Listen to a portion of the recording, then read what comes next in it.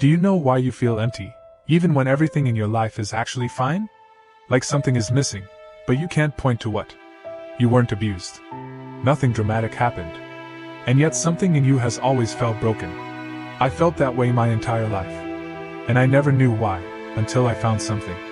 Something most people will never find out. Because nobody talks about it. Nobody even has a name for it.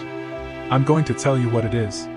And by the end of this, you are going to finally understand something about yourself that you have been trying to understand your whole life. Your parents were there. They fed you, drove you to school. The lights stayed on. Nobody hit you. And you grew up feeling like something was deeply wrong with you, with absolutely no reason to feel that way. That is not a personality flaw. That is not anxiety. That is not just how you are. That is a wound. And it has a name. Last time we ended with one question. Where did this start? What actually happened to me? Today, you're going to find out. The most damaging thing that ever happened to you never actually happened. We are taught, from the time we're small, that pain needs proof. A scar. A memory you can point to. A story you could tell someone and have them say, "Yes, that was wrong. That hurt you." And if you don't have that story, you tell yourself you're fine. You tell yourself you're weak for struggling. You tell yourself, other people had it so much worse. But here is what psychology has been establishing for over 3 decades, starting with the work of Dr. John I. Webb, who first named this condition, and confirmed again and again since. The absence of what you needed as a child is just as damaging as the presence of what hurt you. Sit with that for a second. Not getting warmth. Not getting emotional attunement. Not having a parent who looked at you, really looked at you, and saw who you actually were. That absence carved the same grooves into your brain and nervous system as visible abuse does. This is called childhood emotional neglect. A parent who was there every single day. Who paid the bills, made the dinners, came to the school plays, but who was, emotionally, completely unreachable. Not cruel. Not violent. Not even intentionally cold. Just, not there in the way that a child needs a parent to be there. And that distance, that quiet, invisible distance, is exactly what left a mark on you that you are still carrying right now. Even if you have never once called it trauma. I want you to go somewhere with me. You are 7 years old. Something happened at school today. Maybe someone embarrassed you in front of the class. Maybe you didn't get picked for something. Maybe you just felt, for reasons you couldn't explain, like you didn't belong there. You come home. The house is quiet. A parent is there, in the kitchen, or watching TV, or on the phone. And you stand there, in the doorway, for just a moment. Not asking for anything. Just there. Hoping that someone will look up. Hoping that someone will notice something is off with you today. Nobody does. So you go to your room. And you sit with it alone. And your 7-year-old brain, which does not have the capacity to think, "My parent is emotionally unavailable," makes the only conclusion it knows how to make. Nobody came, because I am not worth coming to. That is one moment. Now multiply that moment by 1,000. Every time you cried and were told to stop. Every time you were scared and told you were overreacting. Every time you achieved something and heard, "Good," but felt absolutely nothing behind it. Every time you needed to be held, and instead got silence, or a subject change, or someone who was already walking out of the room. 1,000 moments. Over 10 years. And what gets built in a child, through 1,000 moments like that, is not just a collection of sad memories. It is a belief system. A belief system that says, "My feelings are too much. My needs are a burden. I am safest when I am small. I am most acceptable when I don't ask for anything." And that belief system, installed before you had any language for it, before you were old enough to question it, is still running inside you. Right now. Today. It shows up when you can't ask for help even when you're drowning. And here's what nobody ever tells you about that feeling. It is not in your mind. It is in your body. It is in your nervous system.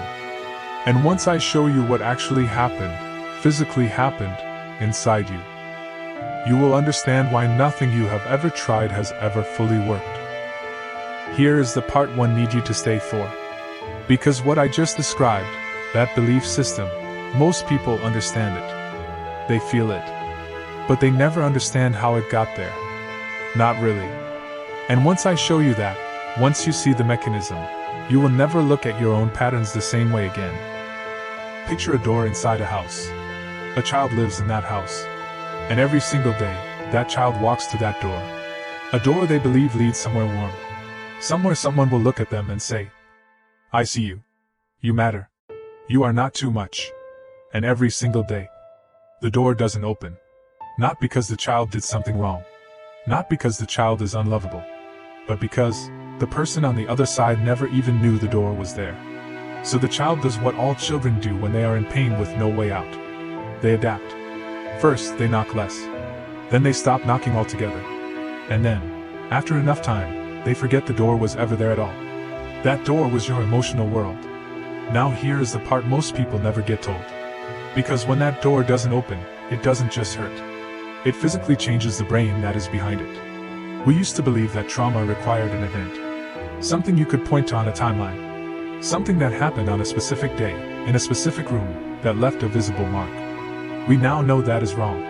Neuroscience, specifically research coming out of Harvard Center on the Developing Child, has established something that should be taught in every school in the world. The brain of a child is not finished. It is being built. And it is being built by its environment. What that means is this. Every time a child emotionally reaches, for a caregiver, and is met with warmth, attunement, presence, a neural pathway gets reinforced. The brain learns, connection is safe. Feeling is survivable. I can reach and something will be there. But every time that child reaches, and gets silence, gets distance, gets a parent who is physically present but emotionally somewhere else entirely, a different pathway gets built. One that says, reaching is dangerous. Feeling leads nowhere. The only safe place is inside yourself, alone. And here is what makes this so significant. Those pathways, built in the first 10 years of your life, they do not stay in childhood. They become the architecture your adult brain runs on.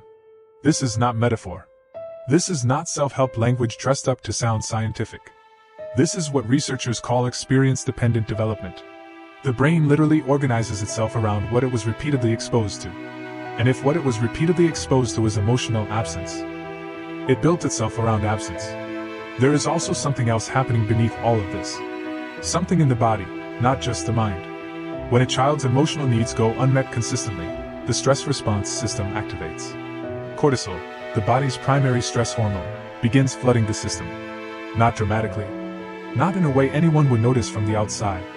Quietly. Chronically. Day after day. And chronic cortisol exposure in a developing brain does something very specific. It keeps the nervous system in a low-grade state of alert. Not panic. Not crisis. Just never fully safe. Never fully at rest.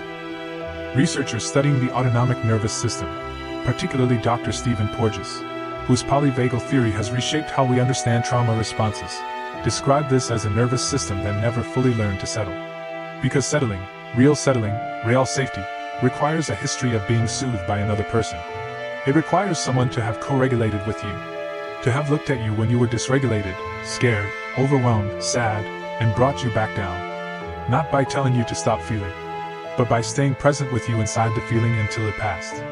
If that didn't happen, your nervous system never learned how. And so you became an adult who can manage everything on the outside, and cannot find stillness anywhere on the inside, who looks composed in every room, and feels vaguely unsafe in their own body, who has built a life that looks like it should feel like enough, and cannot understand why it doesn't. That is not weakness. That is a nervous system that was never taught what safety feels like. Attachment research, beginning with the work of John Bowlby and replicated hundreds of times since, tells us that a child who does not get consistent emotional responsiveness from a caregiver does not just become sad. They reorganize. They rewire. They develop what researchers call an insecure attachment pattern, a nervous system that was trained, in those early years, to expect emotional absence. And a nervous system trained that way doesn't just forget when you turn 18. The child who stops reaching isn't a child who stopped caring. It's a child who learned that caring, and getting nothing back, was the most painful thing in the world. So they found another way to survive. They became numb. They became capable. They became the person who needs nothing from nobody. And the world looked at that child and called them mature, called them independent, called them so easy to raise. What they didn't see was a child who had quietly learned to need in silence. And you have been needing in silence ever since. I want to ask you something. And I want you to just notice, not analyze, not judge, just notice what happens inside you when you hear each of these. When someone asks how you're feeling, do you actually know? Or is there a kind of blankness, like reaching for something in a dark room and finding nothing there? When someone offers to help you, does something in you resist it? Does accepting feel like weakness, or like you're asking for too much, even when you're clearly not okay? When your life is going well, do you still feel a low hum of emptiness underneath it? Like something is missing, but you cannot name what it is. When someone gets close to you, really close, does part of you want to pull back? Not because you don't want them there, but because some deep part of you doesn't believe it's going to last? If even one of those landed, I need you to hear this next part very carefully. What you just recognized in yourself is not a flaw. It is not a broken personality. It is not proof that you are fundamentally difficult to love. It is the footprint of years of emotional silence, of reaching and not being met, of growing up in a house where your inner world, your feelings, your fears, your needs, simply did not register to anyone around you. You adapted. You survived. You became someone who could function without getting what they needed, because you had no other choice. And that survival skill, which was genuinely incredible, given what you were working with, is now the thing standing between you and the life you actually want. The closeness you want but can't quite reach. The peace you want but can't quite settle into. The feeling of being enough that never quite arrives, no matter how many times someone tells you they love you, and you still can't fully feel it. This is not permanent. This is not who you are. This is what happened to you. And right now, you are seeing it. Maybe for the very first time. So now you know. The wound didn't come from a single event. It came from 10 years of silence. 10 years of a door that never opened. But here's what I need you to understand before you go. That silence didn't just leave an empty space inside you. It built something. And most people who find this, who finally understand the wound, they stop here. They think understanding the wound is the work. It isn't. Because that silence rewired something specific. It created patterns. Actual automatic patterns. In the way you think, the way you react, the way you move through every room, every relationship, every quiet moment alone. Patterns you did not choose. Patterns you do not even know are there. Patterns that are running your life. Right now. More than you realize. In the next video, that is exactly what we are going to find. Not in a general way. Not a symptoms list you skim and forget. In a way where you will stop. And recognize yourself completely. In something you have never had a name for until now. That recognition is not nothing. That is the beginning. If this video opens something in you, share it with someone who keeps telling themselves, I had a fine childhood. Nothing happened to me. Because that sentence? That is exactly who this is for. Hit subscribe if you want the next one. I'll see you there.